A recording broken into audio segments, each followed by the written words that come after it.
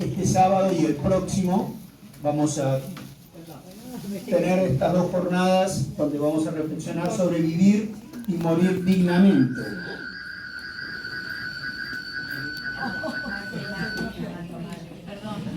El pastor Jiménez nos está volviendo.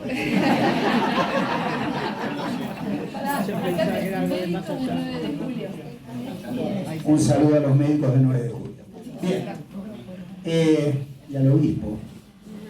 Y saludos a Monseñor Torrado Mojado. Ariel Torrado Mojado. Bueno, Y vamos por Pironio a los altares. también. Estamos en la campaña pro beatificación de Monseñor Pironio. Bueno, las jornadas son dos. En esta tanda, después en septiembre tendremos otras en San Camilo, lo hablaremos al final. Y tratan sobre vivir y morir dignamente. El primer encuentro hoy es con el padre, creo que el 90% por lo menos lo debe conocer, Andrés Tello Cornejo, capellán del Hospital Álvarez, van a ser 20 años en marzo, ¿no? Y capellán también del Hospital Británico y colaborador en muchísimas tareas, sobre todo en su momento en el tema de la vida para la Conferencia Episcopal Argentina, cuando hubo numerosos problemas. Realmente fue un apóstol de eso tan importante que la Iglesia siempre defiende, que es la vida desde la concepción hasta la muerte natural. Y bueno, justamente hoy nos va a hablar de eutanasia, muerte digna y Samaritanos Bonus, que es una carta que él va a comentar. El próximo sábado va a venir la doctora Isabel Pinzemín. También, bueno, ya hablaremos de ella el próximo sábado cuando tenga, que va a hablar sobre cuidados paliativos. Es una doctora con vastísima experiencia sobre ese tema, ha presidido el servicio de cuidados paliativos del Hospital de Clínicas muchos años, era directora del Hospital San Camilo, en fin, tiene un montón una trayectoria maravillosa, realmente, Isabel. También eso es el próximo sábado en este mismo horario de 9:30 a 12:30 y en este mismo lugar y por este mismo canal. Así que agradecerles de corazón la presencia. Gracias a Dios hemos podido reunirnos bastantes y bueno, va a haber otros 3 encuentros en septiembre en la Clínica San Camilo, pero ahora vamos a disfrutar de la exposición. Una presentación cortita porque estamos convocados a las 10. Hay gente que se conectó. Bueno, brevísimamente, simplemente quiénes son, levantan la mano y de qué comunidad, hospital o clínica o lo que fuera son, o de dónde son. A ver, vamos de acá para allá. Adelante, Elsa. Ex-pirobanos. Bien, el pirobano en este momento creemos que transitoriamente no es voluntariado, pero bueno, agentes de pastoral de la salud. Bien. Casa de la Bondad. Casa de la Bondad, la de manos abiertas. Bien. Hospital Rivadavia. Hospital Rivadavia. Hospital Fernández. Muy bien, local. Somos locales otra vez. Bien, gracias. Bueno, como siempre, perdón, un agradecimiento al director, el doctor, que nunca me acuerdo el nombre. Peregriniano. Peregriniano, que hace un aplauso para el doctor Peregriniano. Una vez que también otro aplauso para el padre Jorge Peregriniano, que se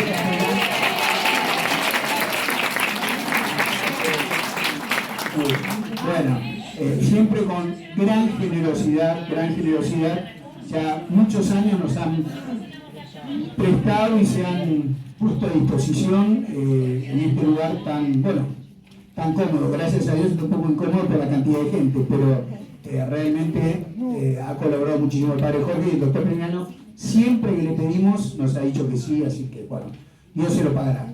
A ver, ¿alguien más de la primera fila? Pastoral de la Salud de la Parroquia Don Bosco, San Isidro. Muy bien, de San Isidro, Pastoral de la Salud, Don Bosco, bien. Voluntariado del Hospital Oncológico Marie Curie. De Curie, la Rosa Curie. Ahí va lo de Jesús sacramentado, ¿no? Sí. Bueno, hay de todo. Voluntariado de la Capellanía. Bueno. También con las hermanas de Jesús sacramentado. Muy bien. Bueno, Soy salesiano sacerdote, Ah, miembro muy bien. del Comité de Bioética del Fernández. Hablamos por teléfono, Hablamos la por teléfono padre. con vos la vez pasada, un gusto. Bienvenido. Bueno, qué bien, bienvenido, claro. Bueno, soy un experto en bioéticas, doctor. Yo soy un pobre gato. Por eso, biología moral y bioética.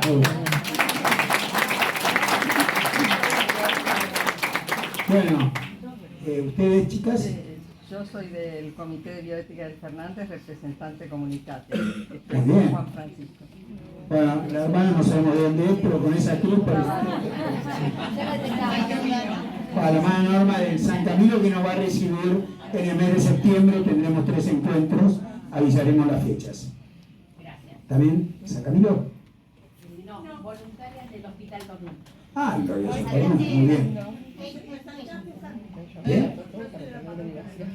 Muy bien, de la parroquia Nuestro Señor Loreto, parroquia cercana, a 6 cuadras.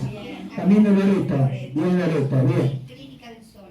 Ah, clínica, muy bien. Bueno, la parroquia Loreto atiende 3 centros de salud, POMB, le expongo ahí el CENIC, y desde hace muchos años la Clínica del Sol enfrente y a una cuadra el sanatorio de la Clínica Bastarrica. Bueno, Yo soy la parroquia de Don Bosco y pero voy al hospital de San Isidro. muy bien.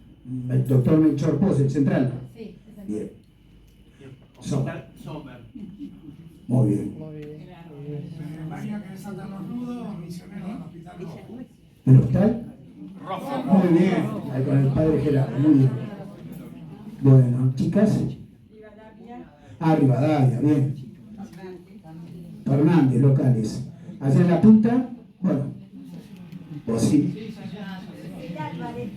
Del Álvarez, del Lorenzo, ya Además del tenemos. Álvarez, con las 2 hermanas Agape y Chong Elizabeth. Que son famosas Sí, ya. no son coreanas, son alemanas. Ya Se sabemos. disfrazan. Bueno, a ver, chicas. Rivadavia. Fernández.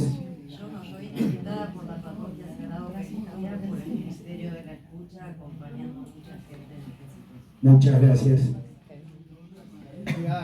Rivadavia. Comité de Ética Hospital Elizalde y Consorcio de Médicos Católicos. Muy bien. Acá. Sí, ahí está. Ah, está bien. Un aplauso.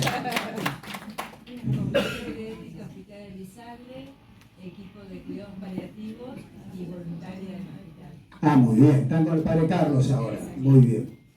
Bueno, son todos hasta. Y Cáritas, Santuario Madre de los Emigrantes de la Boca, Hospital Argerich. Muy bien. ¿Cuál? Rivadavia. Bueno. Del comité del Hospital Rivadavia y aparte soy voluntaria en el Rivadavia. Yo soy particular. Muy bien. Perfecto. Bueno, Silvia Bruno, saluda al público. Ella es la que anota, es nuestra, es la secretaria y es la que los que vengan por primera vez o no tengan, tienen que hablar con ella para dejar el mail, el celular, y entonces se enteran de todo lo que se va gestando. Y muchas gracias, Silvia, siempre atenta. Ahí. Y si no tengo datos, Jesús sacramentado. Jesús sacramentado, Jesús. Gesa, sí, Gesa. ¿También? Voluntariado, ¿no?, de Santa Rosa de Lima en el Centro Gallego. Ah, muy bueno, eso sí, eso es bastante nuevos. A principios de año empezaron. El año pasado, sí, en abril del año pasado. Ah, 2 años, el segundo año. Bueno, felicidades, es un grupo nuevo que surgió, como tendría que ser, de una parroquia, en este caso Santa Rosa, la de Belgrano y Pasco, que en diagonal tiene en el Centro Gallego, y surgió y se fue formando y está trabajando muy bien. Muchas gracias. Hospice Buen Samaritano de Pilar y Muy bien. voluntaria sola. Me largué, que esto hay que replicarlo en todo el ¿Voluntaria en dónde? Salí a la calle, soy voluntaria en el Hospice Buen Samaritano. Ah, Y bueno. después empecé a gente que me enteraba que estaba mal, iba Pero a ahí en charlar y Pilar. acompañarla. En Pilar. En Pilar, sí. Sí, el hospice, sí. Voluntaria de aquí, del Hospital Fernández de Cáritas. Hermanita. Sanatorio Julio Méndez. Ah, glorioso. Sí, sí. Sí. Voluntaria del Fernández. Fernández. Chicos. Formando de la Congregación de Ornato de la Virgen María. Muy bien. Hola. Beatos de María Virgen. ¿Dónde están? En Villa Santa Rita. Correcto.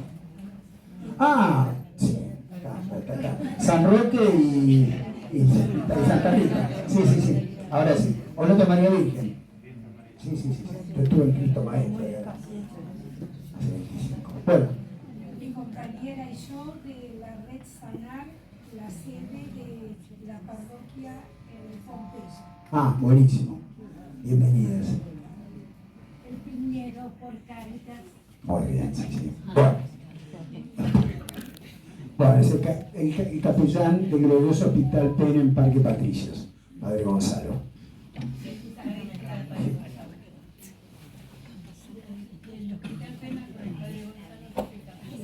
Muy bien, bienvenidos. Ah, esa, bueno. Vamos, Vamos, tienen varias. ¿Ustedes, chicas? Ah, muy bien, con el padre Ricardo León. Bien. Llegó justo para una unción en la semana. Bien, me llamaron en el retiro. Sí. Fue y al poco tiempo, bien. Bueno, las hermanas ya están presentadas, son representantes acá de la diócesis de Múnich. Bueno, arquidiócesis, peligresa. Mónica, Caritas, Buenos Aires. Clotilde, Caritas, Buenos Aires. Bienvenida siempre. Esa, Curí. Ahí, Curí. Ah, Loreto, perdón, ya pasó. Hermanita, ¿a ustedes? Hospital Militar Voluntario. Ah, muy bien. Estuve el otro día casualmente. Bueno. Hospital. Somos de la Pastoral de la Salud de Lomas de Zamora. Yo atiendo un neuropsiquiátrico de salud mental, el Esteve. Muy bien, bueno, bienvenido. Acá hay varios, Te vas a encontrar, vas a estar como en casa. Bueno. Hospital Piñero y también el Hospital Santo Yani, de Ah, la muy bien. de la Bravo Norión. Sí. ¿Usted que empezó con el padre Charlie, no? ¿Cuando fue Charlie o ya estaba?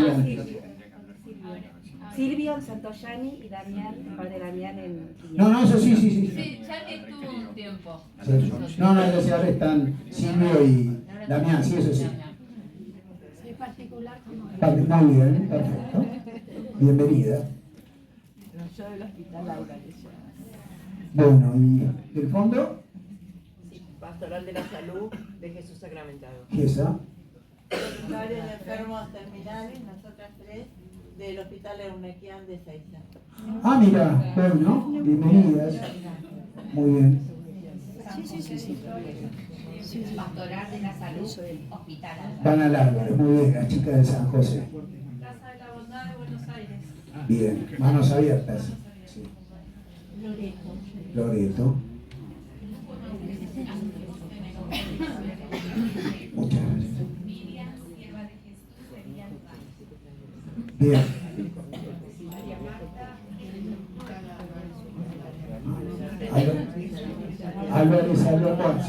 Álvarez, bueno. ¿Algún lugar que quedó sin...? Y acá tenemos gente conectada, Padre Querer. Ah, bueno. Los que están, hablarles vos, Padre Querer. Hola, mucho gusto, bendiciones. Sí, Estoy celebrando una misa. que abran el micrófono y se presenten los que están conectados, pues nos escuchan de los diferentes lugares de Latinoamérica. Ah, bueno. De Latinoamérica. Internacionales.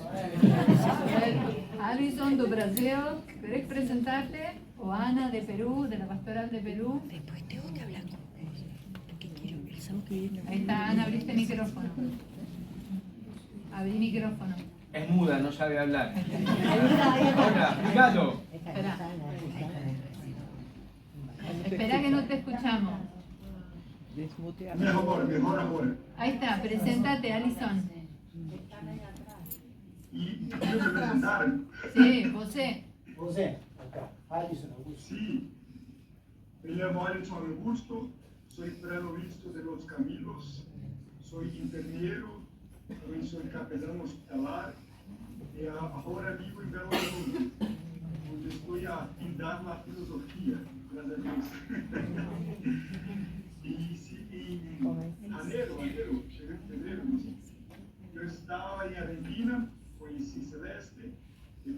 de la profesión religiosa de Enzo, o Camilo, los amigos. Y es un gusto para mí participar de este tema, porque es un tema muy bien y deseo aprender mucho con usted. Muchas gracias.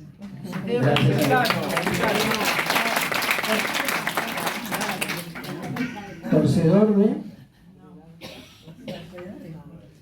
Y Hola. Nos vemos en el próximo mundial. Leonda.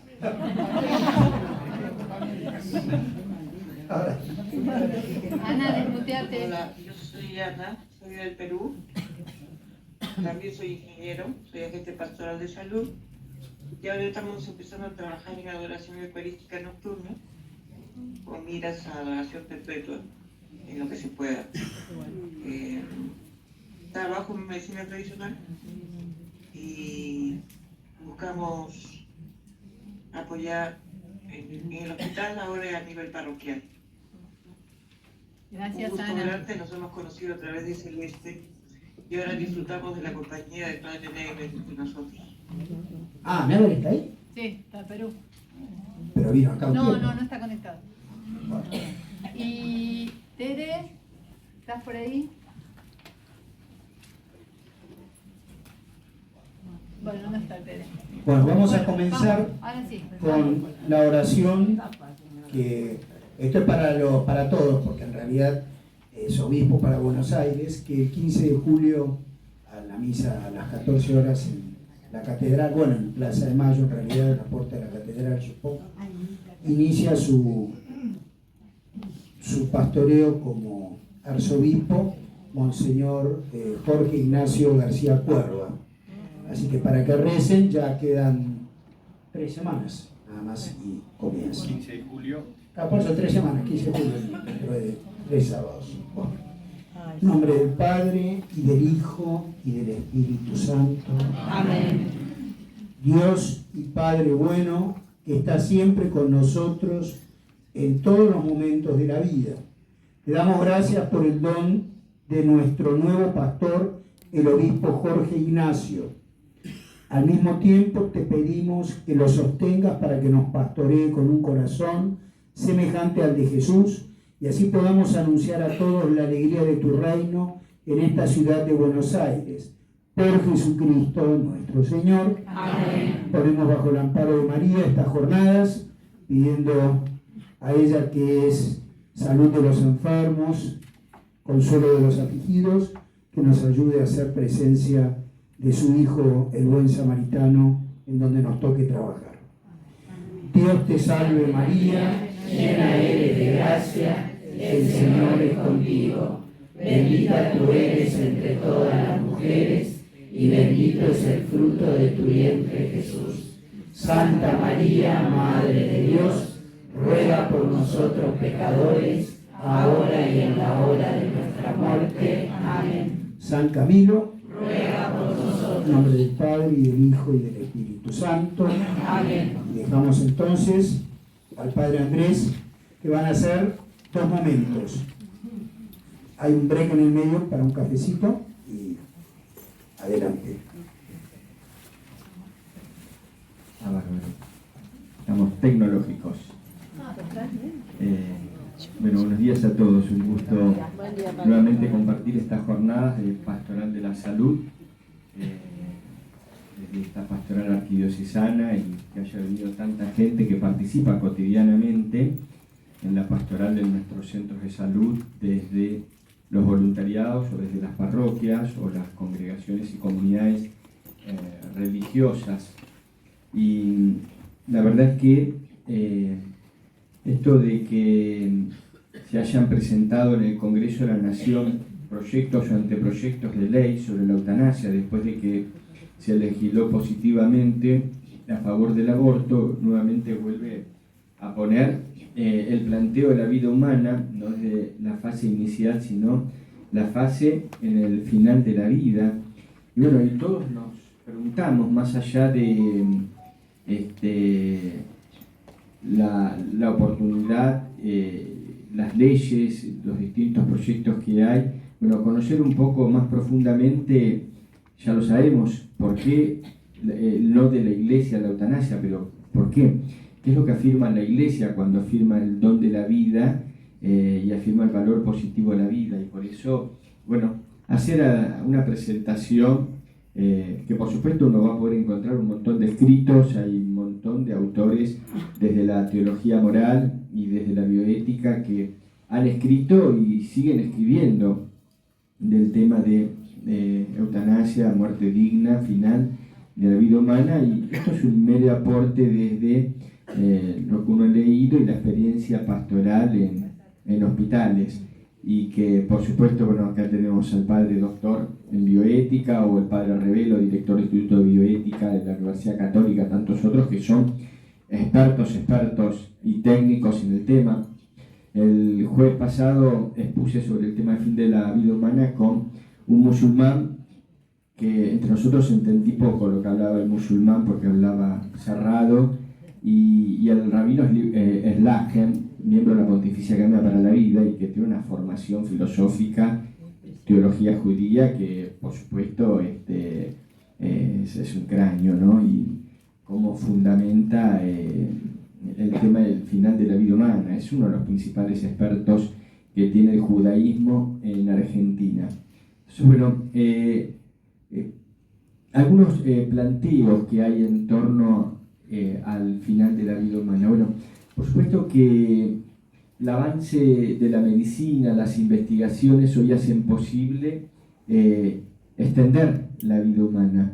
Y lo vemos en nuestras terapias intensivas. Antes de que existieran las terapias intensivas, no era posible lo que hoy hace de hacer curaciones en personas que antes estaban condenadas a morir, y hoy gracias a las terapias pueden curarse, sobrevivir y vivir bien, pero también ha prolongado la vida en una manera que a veces algunos llaman penoso. Los avances científicos, como la medicina avanzada desde que ustedes eran chiquitos ahora, como ha avanzado y cada vez más rápido. Por ejemplo, la respuesta que hubo para el COVID tan rápidamente con las investigaciones, lo que antes llevaba años y años, está bien, en un estado de emergencia sanitaria se permitió que sea en menor tiempo, pero cómo se avanzó para poder frenar la pandemia por COVID-19. Entonces, bueno, esto por supuesto que trae al tapete, bueno, la hospitalización, la medicalización, pero ¿cuáles son los planteos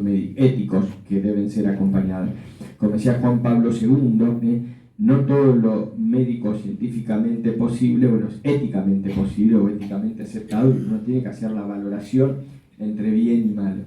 Y trae planteos, bueno, en este largo vivir o sobrevivir, el planteo de la eutanasia y el suicidio asistido, y en contraprestación, lo que vemos muchas veces en nuestros centros de salud, la obstinación terapéutica o el encarnizamiento terapéutico. Mucha gente que han ingresado a tratamientos médicos y después no saben cómo salir, y la prolongación artificial de la vida de una manera gravosa para el paciente.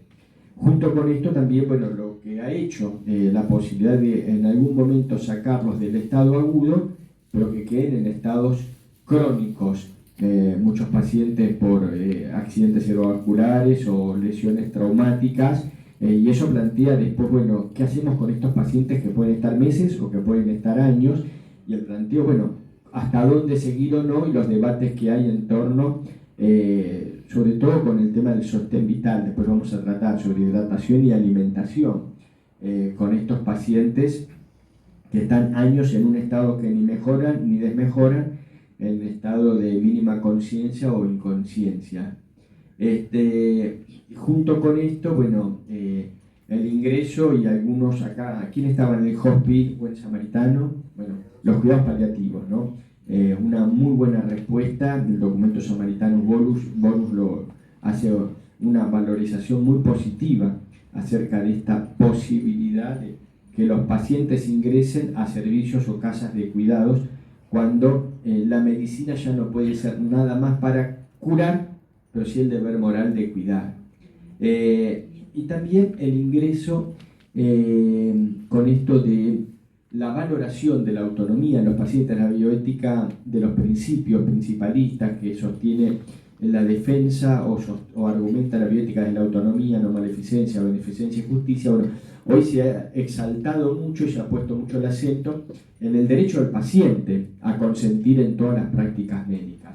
Ese derecho a consentir, bueno, la pregunta es hasta dónde el ejercicio de la libertad humana, cuál es el límite del ejercicio de la libertad humana en la autonomía. El caso más emblemático, por ejemplo, el aborto. ¿Hasta dónde llega la autonomía de la mujer de poder decidir sobre su propio cuerpo cuando está en juego la vida de una tercera persona? El bebé que se está gestando. Entonces, bueno, hoy se ha hecho también hincapié precisamente para no caer a veces en estados de cronicidad de vida, el derecho del paciente a manifestar su voluntad mediante un instrumento, después lo vamos a ver, que antes se llamaban testamento vital, mal llamado, hoy se llaman directivas anticipadas. Testamento porque, bueno, uno lo deja para después de muerto. Te dejo mis zapatos, te dejo mis libros, padre Jorge, te dejo un par de medias para vos cuando yo me pase de vida, y a algún peladito le dejo mi gorro, pero bueno, eso es para después. Y en cambio estas son decisiones que uno se toma durante vida. ¿Qué quiero y qué no quiero que hagan los profesionales médicos con mi salud y con mi cuerpo? Son decisiones muy personales.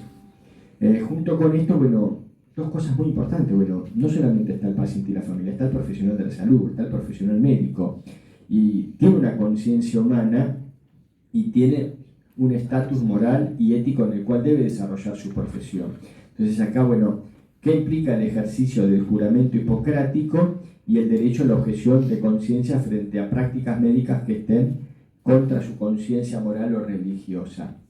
Y junto con esto, una valoración que después vamos a ver, qué significa dignidad de la vida. Y por último vamos a terminar con el tema de lo que llamaba Juan Pablo II, nuestro querido y venerado Papa San Juan Pablo II, en el Evangelium Vitae, la cultura de la vida versus la cultura de los muertos. Pareciera que estamos en una cultura que valora de manera muy fuerte lo que es la introducción de la muerte como un derecho en la cultura contemporánea, en la legislación contemporánea. Un ejemplo emblemático es Holanda. Holanda tiene ya hace varios años, en realidad son pocos los países que tienen legislación positiva a favor de la eutanasia a diferencia del aborto. Holanda tiene desde el año 2000 ley de eutanasia. Y es para pacientes que estén sufriendo dolores que sean insoportables. El paciente debe estar consciente para poder decidir. Si ya está inconsciente, no puede decidir y no se puede hacer la práctica de la eutanasia. Es una decisión que debe ser voluntaria, pero precisamente hoy se está cuestionando en algunos países, y hubo casos donde hay familias, en Francia acaba de suceder, donde hay familias que han cuestionado y han sentido presionadas por médicos, así como hay médicos pro abortos, pro eutanásicos, para que su familiar decida a favor de la eutanasia. Entonces, el tema de la libertad lo trata mucho los documentos de la Iglesia. ¿Qué sucede con un paciente que está pasando por dolores? ¿Cuál es el ejercicio de la libertad? Se deben ofrecer al paciente otras alternativas y tiempo para poder considerarlo. Fíjense la experiencia que tenemos nosotros en nuestros hospitales con el aborto. Nosotros decimos que con los tratamientos para el aborto, el paciente o la mujer debe consentir, pero también deben ofrecerse las consultarías, y las consultarías las distintas opciones. Pero hoy en realidad nosotros sabemos que en nuestros hospitales no existen otras opciones y otras consejerías. Directamente lo que se le aconseja y se le ofrece a la mujer ante cualquier duda que tenga, que quizás esté pensando en la realización de la práctica del aborto, es que termine en el aborto procurado, ¿no? Y hay instituciones como Merced de la Vida y otras instituciones en las cuales quieren empezar a ofrecer, y ahora está la ex legisladora Cynthia Houghton, que quiere empezar a ofrecer en los hospitales consultoría o consejería integral para las mujeres embarazadas, para que sepan que hay otras opciones. Y por supuesto las feministas salieron diciendo de que eso atenta contra la ley del aborto y sería arrinconar a las mujeres embarazadas. Bueno, la consejería es integral, no es parcial. Entonces, bueno, la experiencia es, pero ¿cómo es la consejería integral en pacientes en final de vida o enfermedades crónicas agudas? No deben existir otras soluciones razonables, o sea, es para pacientes incurables. Y la muerte del paciente no puede causar un sufrimiento a otros o a sí mismo, pero lamentablemente va a traer sufrimientos a otros. Y bueno, y hay que ver cómo se realiza esa práctica, porque por supuesto uno le puede pegar un tiro en la cabeza, ¿no? Pero no puede ser de una manera... nosotros hemos tenido experiencias con la realización de la práctica de la pena de muerte en los penales, en muchos lugares y los pacientes sufrían una verdadera tortura a veces hasta llegar a la muerte, por ejemplo cuando era por silla eléctrica, y donde pacientes estuvieron durante varios minutos, tiempo prolongado, recibiendo descargas eléctricas. Entonces la aplicación de la pena hasta la muerte, entonces es cruento, ¿no? Debe haber una o más personas en la realización de la práctica. O sea, el médico tratante no puede ser el médico que realice la práctica de la eutanasia. Siempre hay que diferenciar los equipos médicos, que por ejemplo eso no pasa con el aborto. El mismo que te recibió y te trató te puede llevar después a la sala de parto o quirófano para realizar la práctica. Pero acá solo un médico puede realizar la práctica de la eutanasia. O sea, un médico matriculado, no cualquier otro profesional de la salud. Nosotros, por ejemplo, con el tema del aborto estamos teniendo un problema de que las obstétricas pueden dar la pastilla del día después o las pastillas abortivas en nuestro país. Y el único personal o profesional que puede prescribir medicamentos es el médico. Y además, bueno, si es un médico traumatólogo, no puede recetar medicamentos a favor de algo que es de ginecología obstetricia.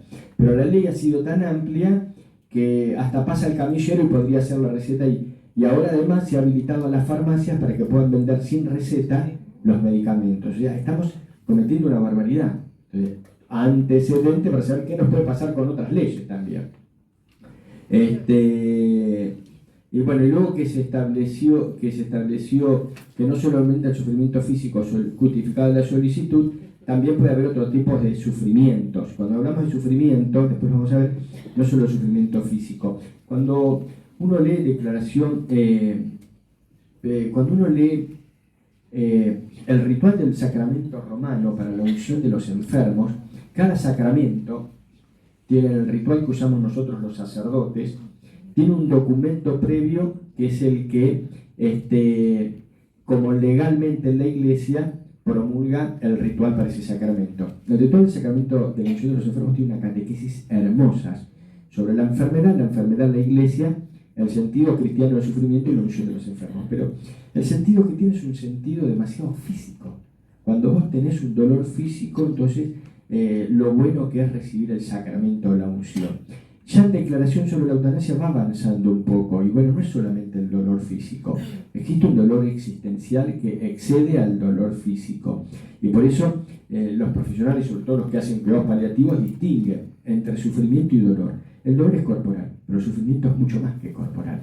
Y hay personas que pueden tener un sufrimiento porque se ven limitados en la cama, ya no me levanto más, ya no me puedo mover, me hago encima, me tienen que dar de comer. Bueno, eso trae aparejado. Y eso podemos agregarle la soledad, el tiempo que transcurre, el saber que no hay recuperación. Bueno, además del sufrimiento, del dolor físico, hay sufrimiento que en Holanda habilita a la ley de eutanasia. Holanda y Bélgica además han extendido y se han metido con algo que para nosotros, bueno, moralmente es cuestionable, y que es eutanasia para menores y eutanasia para discapacitados mentales. La pregunta es, en Argentina tenemos una ley de salud mental demasiado amplia. Por ejemplo, uno le pregunta, ¿quiere usted internarse? Y salvo que haya riesgo para sí o para terceros, no se lo puede compulsivamente internar en un centro de salud psiquiátrico. Pero ¿cómo se evalúa? Si no es peligroso para terceros, es más fácil para sí. Y bueno, y ese quiere lo dejamos librado, y hace poco murió un hombre en la calle alcoholizado en las bajas temperaturas porque fue el 108 y se negó a ir a un refugio. Pero es un hombre que no estaba en plenas capacidades, alcoholizado, en la noche. Entonces dejamos a veces decisiones en personas que a veces son difíciles de evaluar cuán competentes y cuán capaces son para tomar decisiones para sí solos. Entonces, el tema de... es cierto que hay personas que pasan durante mucho tiempo grandes depresiones. me acuerdo de un hombre en el hospital Albert que tuvo 8 meses en la cama con depresión y no se levantaba solo para pipí. Y número 2, no para bañarse. Cuando entró al hospital, heroico, 3 días tardaron las enfermeras en sacarle el olor que tenía en el cuerpo, que no se bañaba. Hay personas que tienen padecimientos largos, pero bueno, ¿cómo uno mide en esas personas su capacidad para poder solicitar algo tan fuerte que es el fin de la vida humana? En Argentina tenemos 5 y no sé si 6 proyectos y anteproyectos de eutanasia. Alguno también dibujado como fue en la Argentina con el tema del aborto, que así como se habla de el proyecto de eutanasia se habla de interrupción voluntaria del embarazo. Entonces, para no hablar propiamente de eutanasia, porque es un vocablo muy fuerte, se ha hablado de interrupción voluntaria de la vida. Parece que cuesta llamar las cosas por su nombre. Aborto es aborto, eutanasia es eutanasia. Y si quieren hacer una ley de eutanasia, coloquen el nombre. Eutanasia o muerte médicamente asistida, pero eutanasia es eutanasia. Si no, a veces queremos como perfumar algo que a veces es difícil de perfumar con otro tipo de perfume. Uno de los proyectos, inclusive últimos, que se ha incorporado el tema, como yo dije, de menores y de personas discapacitados mentales. Se trata a través de estos proyectos de legalizar la práctica de la eutanasia y el suicidio asistido, que son parecidas pero son prácticas distintas. En la eutanasia es el propio médico el que a través de un fármaco produce la muerte del paciente. En cambio, en el suicidio asistido necesita de la ayuda del médico, pues el propio paciente el que se inyecta o el que activa el mecanismo para producir la muerte. Entonces, el profesional es un cooperador, pero no es el que produce propiamente la muerte del enfermo. Es para casos graves, incurables, de padecimiento grave, crónicos o imposibilitantes. O sea, es un abanico, no solamente el paciente que sufre y está próximo a morir, sino personas que llevan mucho tiempo, por ejemplo, postrados por un accidente, limitados, o con enfermedades degenerativas como tipo el senador Bullish, con esclerosis múltiples, y bueno, que puedan solicitar la ley, el derecho a la eutanasia. La ley dice, bueno, se permite todos los proyectos, dice, se permite para casos excepcionales.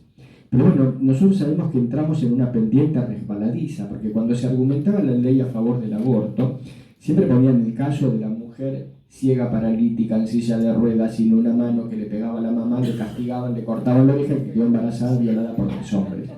Pero después sabemos que lo que se intenta es abrir el abanico y no te viene. Y te viene, por supuesto, la ley ha distinguido interrupción voluntaria del embarazo, IVE hasta la semana 12 del embarazo, e ILE, interrupción legal del embarazo, para los casos que corre peligro la salud o la vida de la madre, o en caso de violación de la mujer. 14 semanas. Violación, 14 semanas. 14 semanas.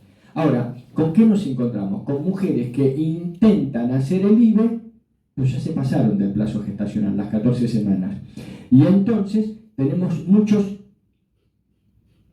IVE con apariencia de ILE y profesionales de la salud que fuerzan, y entonces, bueno, la mujer está traumada, dice de que está deprimida, de que le trae un gran trastorno psicológico, la salud social, la salud cultural, y entonces le colocan causal ILE, porque se pasó del plazo gestacional, y entonces lo colocan como un aborto mal llamado terapéutico.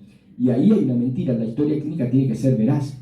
Si a mí me dicen que me cortaron la pata izquierda, me cortaron la pata izquierda, no pueden poner la pata derecha. La historia clínica tiene que ser veraz. Entonces, se esfuerzan las historias clínicas y es un fraude, es un delito, es un fraude. Y en la mayoría de nuestros hospitales ocurren IVEs con apariencia de ILE y se esfuerzan. Entonces, cuando uno dice para casos excepcionales, después entramos en una pendiente resbaladiza.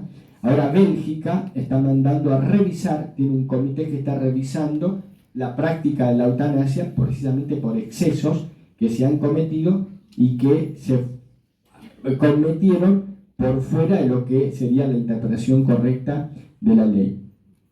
El concepto que utiliza los proyectos de ley, por supuesto, y lo vamos a ver después, es el tema de calidad de vida. ¿Qué implica calidad de vida? Cuando nosotros hablamos, y después vamos a hablar del tema, para nosotros es importante el tema de la dignidad de vida, la dignidad de vida. En todos los proyectos dice, a diferencia de la ley de aborto, que no quiere tener ninguna comisión o comité de por medio, solamente es la paciente y el profesional de salud. Acá tiene que haber un comité o una comisión evaluadora de la solicitud, que debe ser distinta al médico de cabecera del paciente. Pero además se crea una comisión que lleve adelante el seguimiento del tema eutanasia en la República Argentina. Por supuesto, esto requiere de la asignación de fondos para realizar esta práctica, como pasó con el aborto. Y cuando salió el aborto, las que más criticaron el aborto fueron muchos legisladores del interior, que decían no tenemos partidas presupuestarias para realizar la práctica del aborto. Esto implica una nueva partida que está por fuera de lo que nos asignaron a nuestros ministerios de salud. Y las prepagas también. Yo decía, bueno, a mí me pagan esto y yo tengo presupuestado que esta cuota me la dan para muelas, para operación de rodilla, para cadera, es agregar una nueva práctica que no estaba nomenclada. Y cuando la persona se asoció a ODE, a la obra social o Swiss Medios, esa práctica no estaba, me la agregaron, y no estaba cuantificada en la cuota. Entonces, las prepagas fueron uno de los principales opositores a la práctica del aborto, no por un tema que adhieran que están a favor de la vida, sino un tema cash, dollar blue, ¿no? Entonces, bueno, y hoy muchos dicen, bueno, sabemos la realidad de nuestros hospitales y las carencias y cómo cuesta, a veces en algunos casos, y sobre todo en el interior, faltan medicamentos. En nuestros hospitales capital vienen de la provincia de Buenos Aires, porque a veces no tienen para algunas prácticas médicas. Bueno, de hoy vamos a sacar la plata, ¿no? Le vamos a tener que pedir al ministro Massa más plata para ver si tenemos eutanasia en la Argentina. Y, por supuesto, crea un nuevo derecho, el derecho a morir. El derecho no solamente a morir, sino a que me practiquen la muerte por parte de un profesional médico. O sea, en estos últimos tiempos hemos creado nuevos derechos sin un fundamento válido filosófico, antropológico y jurídico. Se van creando nuevos aparentes derechos. Vamos a pasar un poquito breve a las escrituras y después propiamente las enseñanzas de la Iglesia, magisterio de la Iglesia. Por supuesto que la Iglesia, las escrituras, está llena de muertes cruentas. Desde que abrimos el Génesis, Caín que lo liquidó a Abel. Comenzamos mal, está lleno de muertes. Pero uno se va dando cuenta, cuando lee la Biblia, que a pesar de que la Biblia está llena de muertes trágicas, David, un niñito que lo liquidó a Goliat, no queremos para ningún nene de 12 años que agarre una hondera y masacre a un gigante que parecía vivo y resultó ser tonto porque con una piedrita lo liquidó. Pero la verdad es que es un horror que un nene de 12 años mate o 11 o lo que sea a un adulto. Bueno, está lleno de esas historias. Sin embargo, el trasfondo de las escrituras es siempre una afirmación del valor positivo de la vida, y en el Nuevo Testamento, en el Antiguo Testamento, por supuesto, la prohibición, tanto en Éxodo como en Deuteronomio, la prohibición de matar, el quinto mandamiento, no matarás, el mandamiento que da Dios a Moisés. Y en Jesús, sobre todo, además de la prohibición, se va viendo cada vez más una valoración positiva de la vida humana. Han oído que se dijo a nuestros antepasados, no matarás, y aquel que mate será reo ante un tribunal. Acá coloco a Juan Pablo II. Si bien la Iglesia siempre tuvo pensadores sobre todos estos temas, vida, muerte, tema del aborto, lo encontramos en sus pensadores, en los teólogos. Bueno, la medicina ha avanzado y ha tenido consideraciones morales más modernas a medida que fue avanzando la medicina. Entonces, como antecedentes más nuevos, por supuesto, lo tenemos al Papa Pío XII, gran teólogo, que recibía a médicos o a profesionales de la salud cuando terminaban simposios o congresos médicos en Roma, y después pedían audiencia al Santo Padre, y hay piezas de escrituras del Papa Pío XII que en su momento fueron brillantes e hicieron una intervención moral en esto de lo que iba empezando a ser la nueva medicina. Pero el gran puntapié más nuevo lo tenemos con nuestro querido San Juan Pablo II. En 1984 crea la Pontificia Academia para la Vida y después crea el Pontificio Consejo, que él lo pensó para la pastoral de los agentes sanitarios y después pasó a ser Pontificio Consejo para la pastoral de la salud. Una de las limitaciones que veíamos nosotros es que precisamente estos dos consejos no caminaban juntos. Por un lado estaba este organismo, Academia para la Vida, que era un organismo bioético para pensar la defensa de la dignidad de la vida humana en sus fases, desde la fase inicial hasta la muerte natural, y por supuesto, sobre todo en el ámbito biomédico, pero no necesariamente iba acompañado de lo que realizaba la pastoral de la salud. Entonces la Jornada Mundial del Enfermo era el niño discapacitado, sin embargo la Pontificia Academia para la Vida en los pronunciamientos de ese año trataba otro tema, porque temas que iban de acuerdo más a las legislaciones europeas. Entonces no iban como en consonancia. Lamentablemente, los capellanes lo hemos dicho, bueno, el Papa Francisco ha querido como reorganizar la curia romana y el Pontificio Consejo para la Pastoral de la Salud desapareció. El Papa creó un dicasterio para la promoción humana y ese dicasterio para la promoción humana asumió lo que es la Pastoral de la Salud, pero no hay en Vaticano propiamente un organismo específico para la Pastoral de la Salud, pero sí quedó a partir de ese organismo pontificio, gracias a Dios, en las conferencias episcopales que se fueron creando, pues sí, los diócesis de cada país. Y además, bueno, Juan Pablo II creó en el 92, en torno a la figura de la patrona universal de los enfermos, el Día de la Virgen de Lourdes, el 11 de febrero, la Jornada Mundial.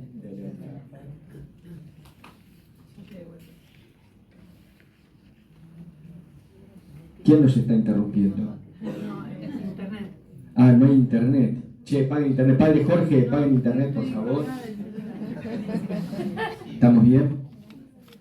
Algunas de las tantas declaraciones de nuestra iglesia en el magisterio pontificio y no pontificio, porque algunos son de papas y otros directamente de la Sagrada Congregación de la Doctrina de la Fe o del Pontificio Consejo para los Agentes Sanitarios o de la Pastoral de la Salud.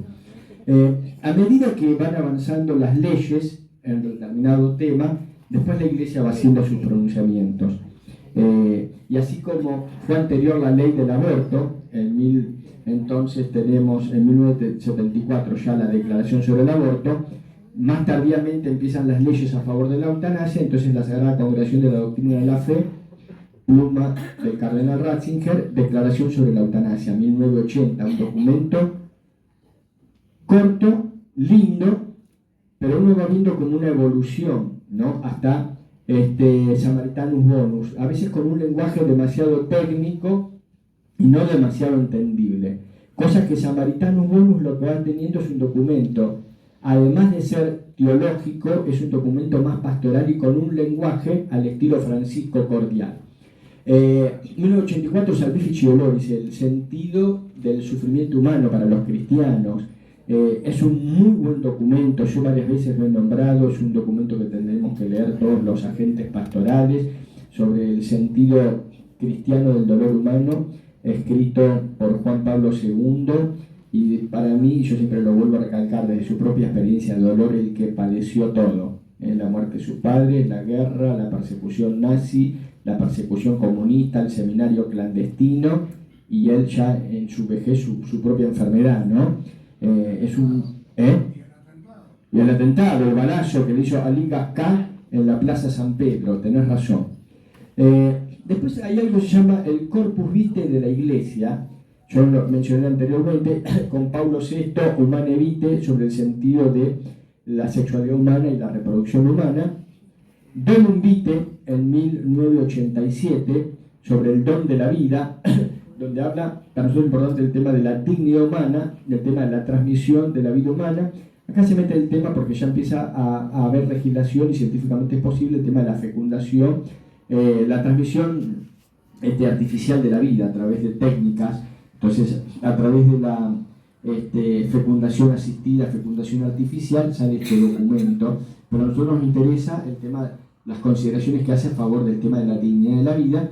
Y por último, bueno, la Evangelium Vitae de la época de Juan Pablo II, eso fue lo que se llama el Corpus Vitae, que habla del Evangelio de la vida.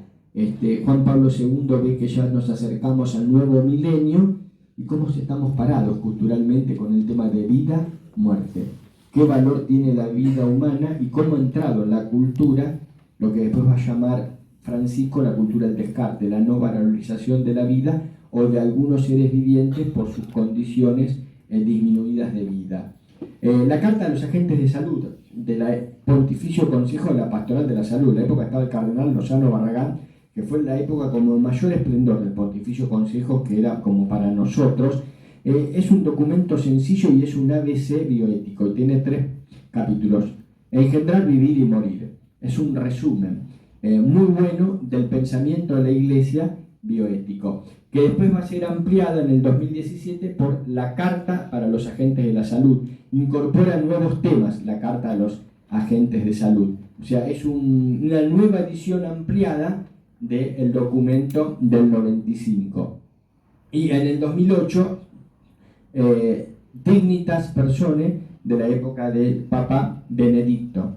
Y por último, en el 20, en medio de la pandemia, bueno, esta producción maravillosa que yo la verdad es que digo, no la sacó la Pontificia Academia para la Vida. Creo que ya no existía más en este momento, sí, ya había desaparecido la Pontificio Consejo para los Agentes de Salud, lo sacó la Sagrada Congregación para la Doctrina de la Fe. Un documento brillante, muy lindo, pero que además incorpora un estilo leíble, incorpora además de las consideraciones éticas, consideraciones pastorales, que después las vamos a compartir, que no lo tiene Declaración sobre la Eutanasia. Incorpora un pensamiento de cómo movernos nosotros como iglesia, nosotros concretamente, los que somos agentes pastorales de la salud y los profesionales de la salud frente al tema de la muerte digna y el final de la vida humana, habla de los sacramentos y además incorpora el tema de los neonatos y los niños incompatibles para la vida, que no estaban en declaración para la eutanasia. Por último, hay por supuesto montones de pronunciamientos de la Pontificia Academia para la Vida y muchas conferencias episcopales de distintos países han realizado cartas, documentos, declaraciones sobre el tema eutanasia. Hay una muy linda, vieja pero actualizada, es muy actual, Inglaterra, que hicieron juntos la Iglesia Anglicana y la Iglesia Católica en los fines de los 80 o principios de los 90, a veces en fines de los 80, una declaración sobre la eutanasia en conjunto, la Iglesia Anglicana y la Iglesia Católica de Inglaterra. O sea, no solamente nos ocupan las Malvinas, hacen cosas muy buenas los ingleses. Declaración sobre la eutanasia. Bueno, tiene una introducción, 4 capítulos y una conclusión. El valor de la vida humana, o sea, una valoración positiva, porque a veces pareciera, bueno, nosotros decimos no, y nos oponemos, no, bueno, ¿qué sentido tiene para nosotros la vida humana? Una consideración sobre la eutanasia, cómo debe pararse el cristiano frente al sufrimiento y el uso de los analgésicos.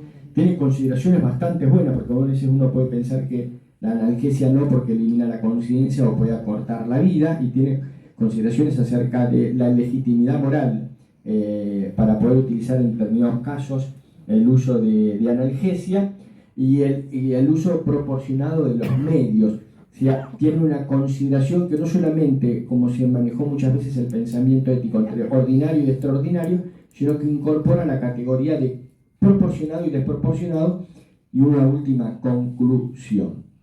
Bueno, esta declaración sobre la eutanasia tiene esta definición sobre eutanasia.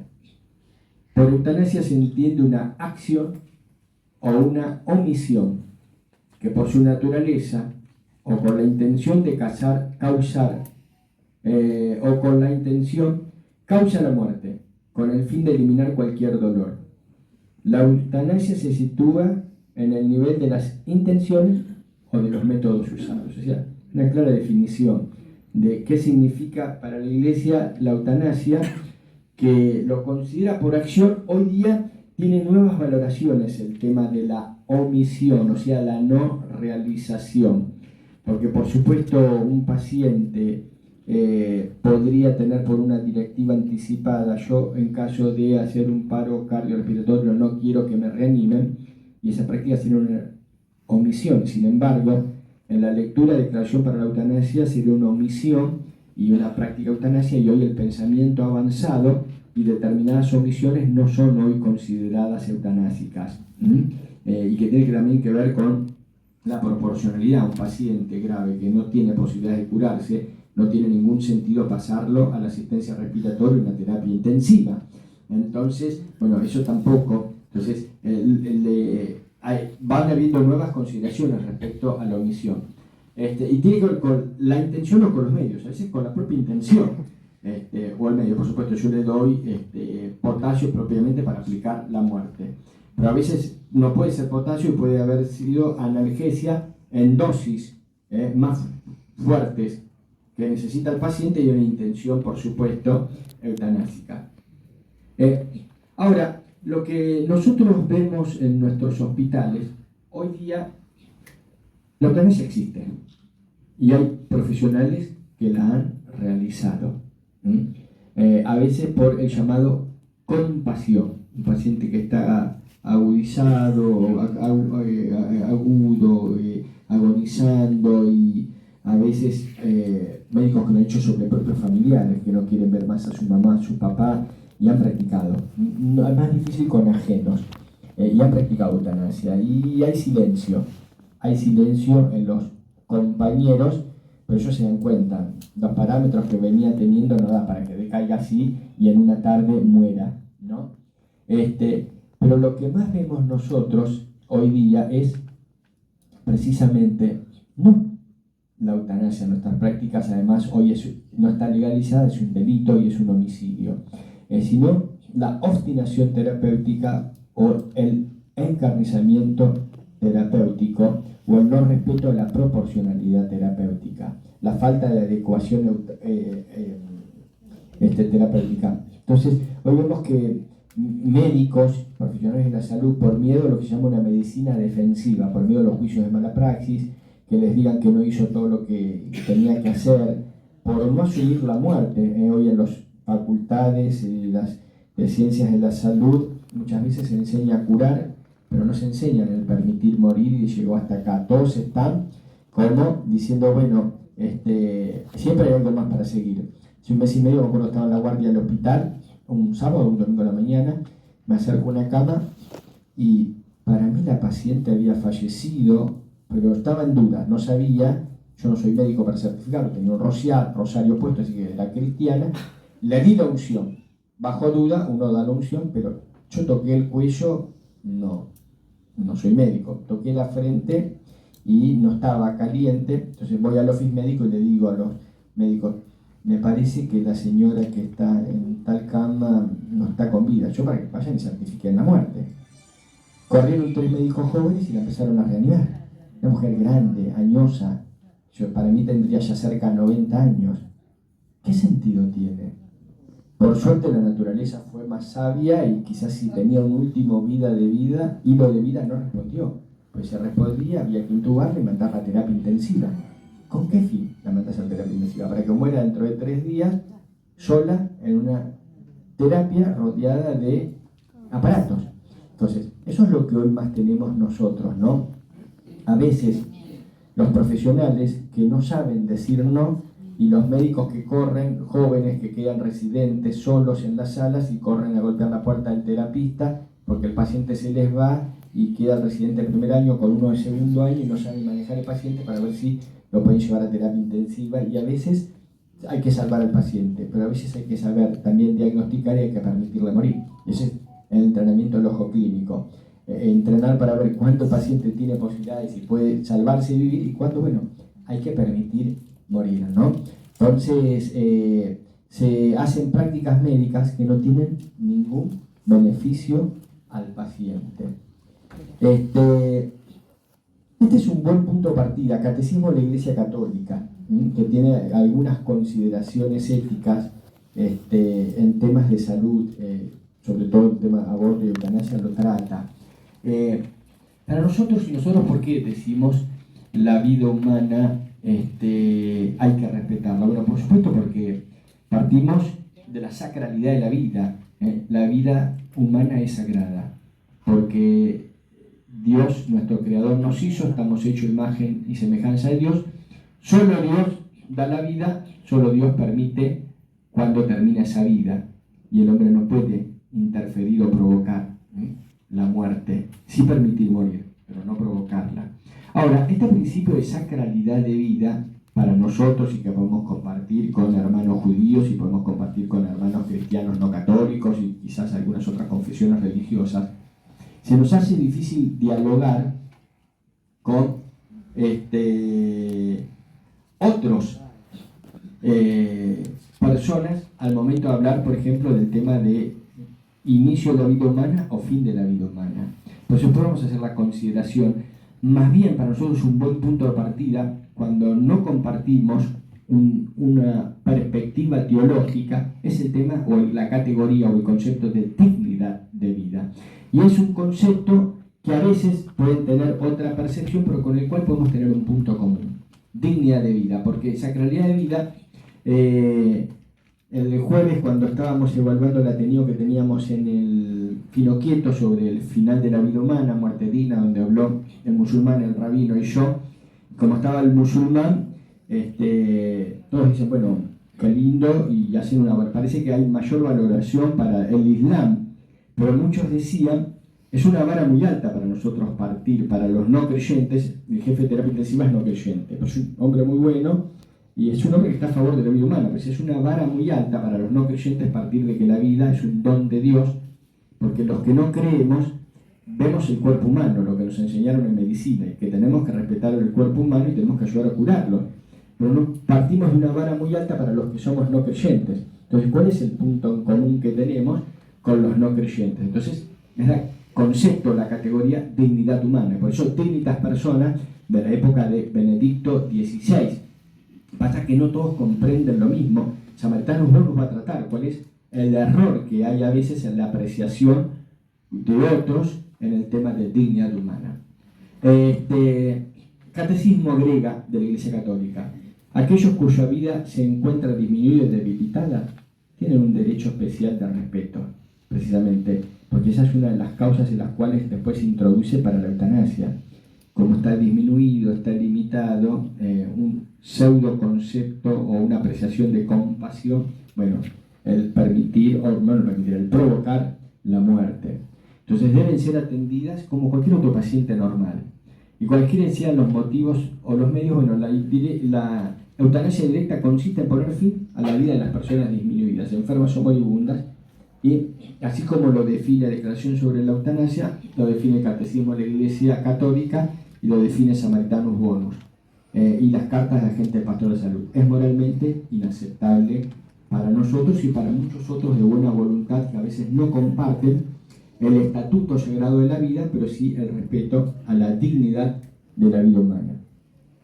Entonces, ¿cómo compartir la apreciación de dignidad de la persona humana? Dignitas Personas, de la época del Papa Benedicto, nos dice esto: cada ser humano, desde la concepción hasta la muerte natural, se le debe reconocer la dignidad de persona. O sea, no es algo que nosotros le damos, sino es algo que le reconocemos, ¿no? Me pasó en un Ateneo en el hospital. Estábamos hablando sobre el tema de identidad de género a partir de un paciente que... ¿Para qué me quiero acordar? Era Agustina, pero quería que se lo llame Agustín. Y hubo un despiole porque lo internaron en una sala mujeres, después pidió ser internado en sala varones, entonces hubo un Ateneo, tuvieron los distintos servicios de clínica, de salud mental, de gineco, de comité de bioética. Pero el médico clínico, joven, residente, y él decía, bueno, pero y hizo todo una presentación sobre el tema de identidad de género, bueno, porque la identidad es dada al nacer por el profesional médico. Yo levanté la mano, no es dada. Dijo asignada la palabra, no es asignada, es reconocida. Cuando nace el varón, vos mirás y te das cuenta, sacando algunos casos de problemas biológicos como hermafroditismo, te das cuenta, ¿no? Como el nene que está al lado de la nena, entonces el aneo, entonces la nena le dice, yo me llamo Claudia y soy nena, ¿y vos cómo te llamas? Y yo soy José y soy nene. ¿Y cómo sabés que sos nene? Esperá que me fijo, y levanta la sábana, soy nene, ¿y cómo te diste cuenta? Porque tengo las medias celestes.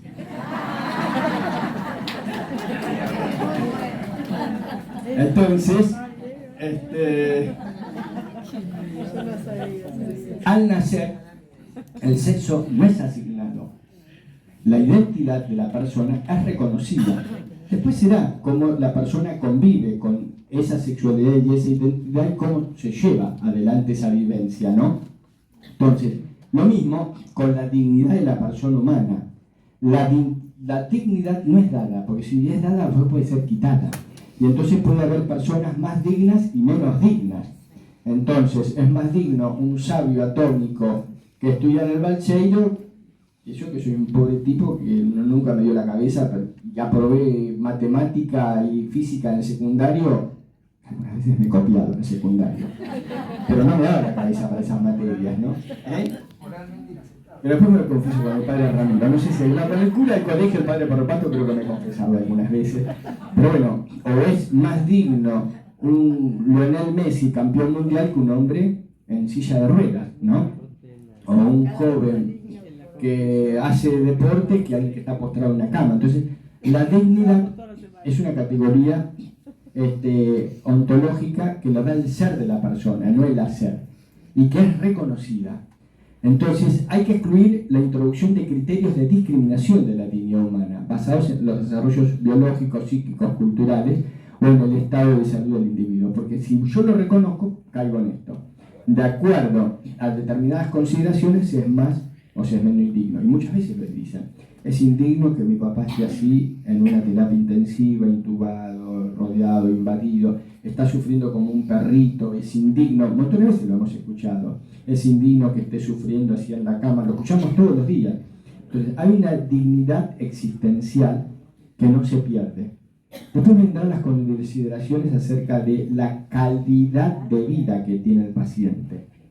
Pero por ser persona, somos dignas. Y ese es el resumen de dignitas personas.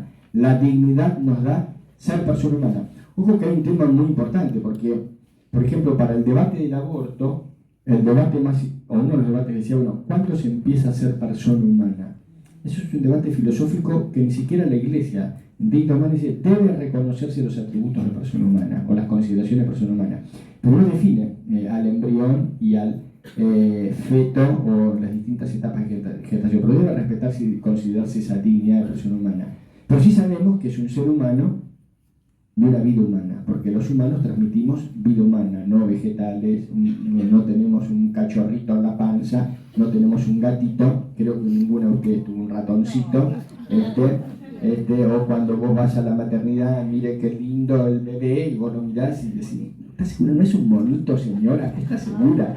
Porque todos consideran que el bebé es bello, hermoso, lindo, tal caro, y todos los bebés son lindos para las mamás. Todos hemos sido lindos para nuestras mamás. Entonces, los humanos transmitimos vida humana, transmitimos seres humanos. Y en el debate por el aborto, bueno, eso precisamente fue muy debatido. Si es persona humana o no es persona humana, si es ser humano o no es ser humano, si es vida humana o no es vida humana. Sabantanus Bonus es la última carta del Papa. En realidad no es del Papa, es de la Sagrada Congregación de la Doctrina de la Fe. Pero uno lo lee y parece que la escribió Francisco, porque tiene primero el estilo leíble, tiene esto de la apertura a la praxis pastoral, tiene un modo de escribir que o la hizo la Sagrada Congregación de la Doctrina de la Fe y después pasó por el escritorio Francisco y la agregó, o él hizo un borrador y después pasó por Sagrada, pero en algún momento Francisco le puso su letra rioplatense de Buenos Aires con su estilo particular, porque es muy distinto a todos los otros documentos que ha hecho Sagrada Congregación para la Doctrina de la Fe. Entonces es un documento muy leíble y con un estilo muy afable para leer. No es muy largo, tiene 33-34 hojas con las 3 o 4 hojas que tiene de apéndices de todas las citas, pero si no tiene 28 o 27 hojas. Una introducción, tiene, para que no me quiero, por acá tengo, ¿cuántos capítulos? 5 capítulos y una conclusión. Una primera, una introducción, hacerse cargo del prójimo. 2, la experiencia del Cristo sufriente y el anuncio de la esperanza. 3, este capítulo está muy lindo, el corazón que ve del samaritano. La vida humana es un don sagrado e inviolable. 4, los obstáculos que oscurecen el valor sagrado de toda vida humana. 5, la enseñanza del magisterio. 7, conclusión. Hacerse cargo del prójimo. Me hice un resumen, estuve trabajando estos días haciendo un resumen con algunas páginas. Acá, precisamente lo que dice el Papa, a raíz del buen samaritano, que no siguió de largo, precisamente, ¿qué es lo que pasa con los pacientes más disminuidos y debilitados, o que están ya en una etapa final aguda de vida o crónicos? Bueno, lo primero, y un buen punto de partida que dice, no el Papa, digo, perdón, perfecto el Sagrado Corazón de la Fe, pero para mí también está Francisco. Es difícil reconocer el profundo valor de la vida humana cuando, a pesar de todo esfuerzo asistencial, esta continúa mostrándose en su debilidad y fragilidad. Lo que decíamos en Dignidad Humana, distintas personas. ¿Cómo reconocer, ¿no?, a esa persona como uno de nosotros, un hermano nuestro, ¿no? Como igual decíamos para el tema del aborto, el embrión, uno de nosotros. Todos fuimos embriones en algún momento. Entonces el embrión es uno de nosotros. Y el que está en su fase final de vida, aguda o crónica, es uno de nosotros, porque nosotros también vamos a estar así. Entonces, estuvimos así en nuestro inicio, y Dios mediante, si no tenemos una muerte súbita, vamos a estar así en el final de la vida. El sufrimiento, lejos de ser eliminado del horizonte existencial de la vida, continúa generando preguntas por el sentido de la vida. Es el tema central en el tema del final de la vida humana, el tema del sufrimiento humano, las consideraciones acerca del sufrir, porque precisamente la pregunta es eliminar y acompañar el sufrimiento o eliminar a los sufrientes para que no sufran más. Entonces a nosotros se nos ha confiado la misión de ser fiel custodio humana hasta su cumplimiento natural. Nosotros somos los custodios.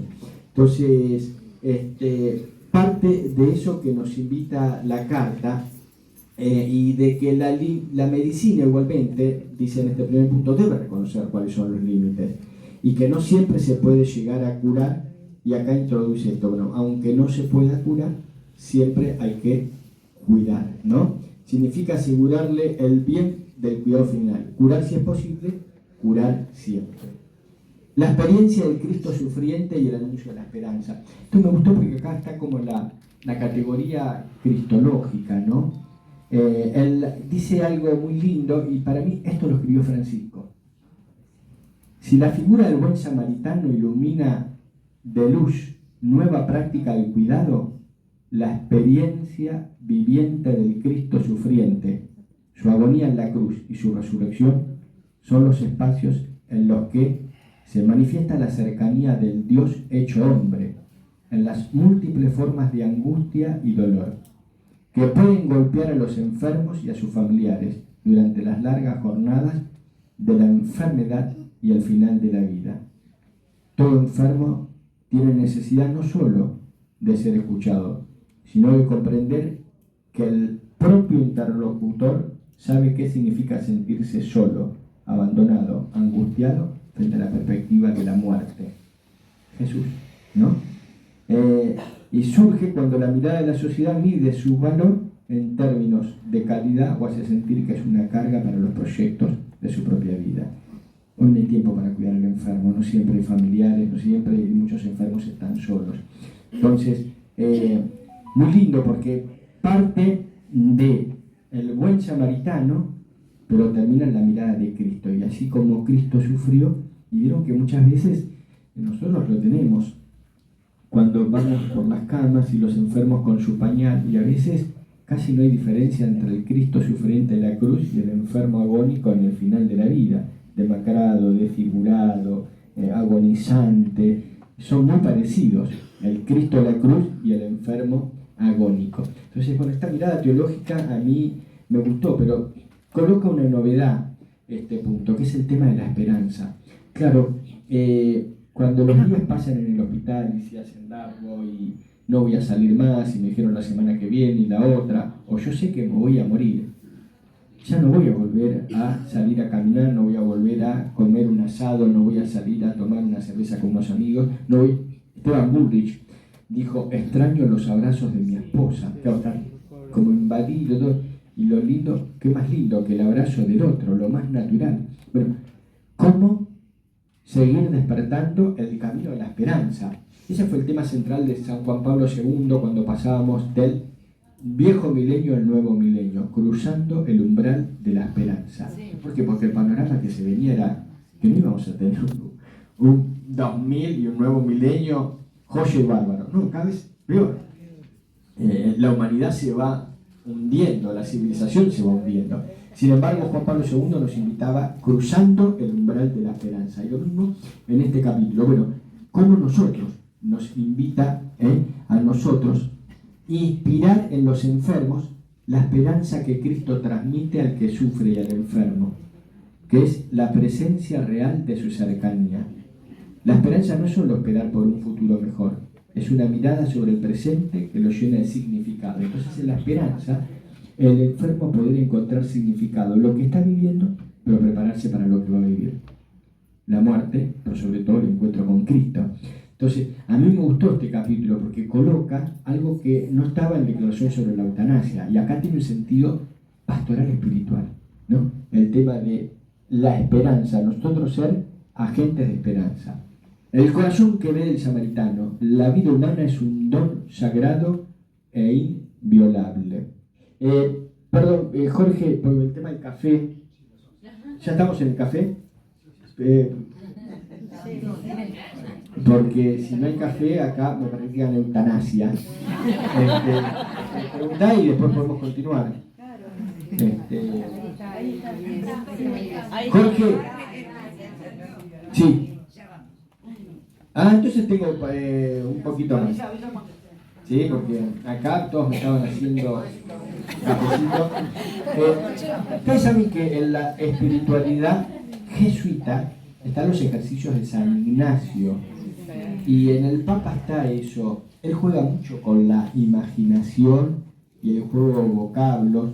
Sueño con una iglesia pobre para los pobres. Sueño, porque estaban las contemplaciones de San Ignacio. Y el Papa, cuando escribe, él tiene en eso su espiritualidad jesuita, ¿no? Eso, el sueño, de ver, de imaginar. Y es muy también de los camilianos, el tema del corazón. Está en San Camilo, ¿no? Hay que poner más corazón en las manos. Bueno, el corazón que ve del samaritano. La vida humana es un don sagrado e inviolable. El hombre, en cualquier condición física o psíquica que se encuentre, mantiene la dignidad originaria de haber sido creado a imagen de Dios. Eso ya lo habíamos dicho, ¿no? Y pertenece a la iglesia acompañar con misericordia a los débiles en su camino de dolor. Y eso es lindo porque nosotros no lo hacemos simplemente por buena voluntad. A veces pensamos, oye, bueno, samaritano, lo de comer, lo ayudo, lo acompaño, lo hacemos también como iglesia. En nosotros está presente la iglesia. Entonces, no solamente somos buenos samaritanos, es de la iglesia acompañar, es la iglesia la que es buena samaritana. Y detrás de la iglesia buena samaritana, nosotros somos los buenos samaritanos junto al dolor del sufriente. Entonces, especialmente el programa del buen samaritano es un corazón que ve. Miren qué lindo. Él enseña, miren qué lindo esta es la parte que me gustó mucho. Él enseña que es necesario convertir la mirada del corazón. Ya el Papa Francisco nos invitaba a la conversión pastoral, ¿se acuerdan? La conversión pastoral, para poder convertir el desafío que la Iglesia no pierda la centralidad de vivir el anuncio de Cristo. Entonces, de la conversión pastoral a convertir la mirada del corazón. Lo primero que hace un médico cuando se recibe un enfermero, cambia la mirada. tiene que aprender a mirar al enfermo, saber el diagnóstico, escucharlo, entender, leer su cuerpo.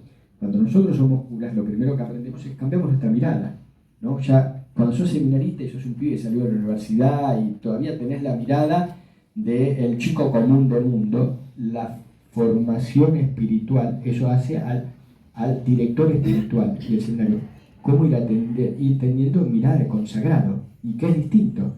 Tenés que aprender a mirar desde Dios de otro mundo, desde Jesús de otro modo. Y lo mismo nosotros, los agentes de pastoral, aprender a cambiar la mirada del corazón. Porque muchas veces los que miran no ven. ¿Por qué? Porque falta compasión. Sin compasión, el que mira no se involucra en lo que observa y pasa de largo. En cambio, el que tiene un corazón compasivo se conmueve y se involucra. Se detiene y se ocupa de lo que sucede. Este corazón ve donde hay una necesidad de amor y obra en consecuencia. Los ojos perciben en la debilidad una llamada de Dios a obrar, reconociendo en la vida humana el primer bien común de la sociedad. La vida humana es un bien altísimo y la sociedad está llamada a reconocerlo. La vida es un don sagrado e inviolable. Este bien común, nosotros lo escuchaba a un bioeticista de clínicas, Juan Carlos Tealdi, uno de los precursores de la bioética, que no es un hombre confesional, más bien es agnóstico, pero él decía que se oponía a la eutanasia por esto, porque no hay una consideración de la vida humana como un bien común. Nos necesitamos y nos pertenecemos el uno al otro, y la vida es un bien para la sociedad, no solamente es un bien, la tierra, el agua, los animales, los bosques, porque si no tenemos la Amazonas no respiramos, el principal bien que tiene el medio ambiente de la sociedad es la vida humana. Y acá el Papa hace esa consideración, ¿no? La vida como un bien común. Llegó el café. Entonces ahora vamos del corazón que ve al corazón que quiere tomar café. Continuamos. Corazón que bebe.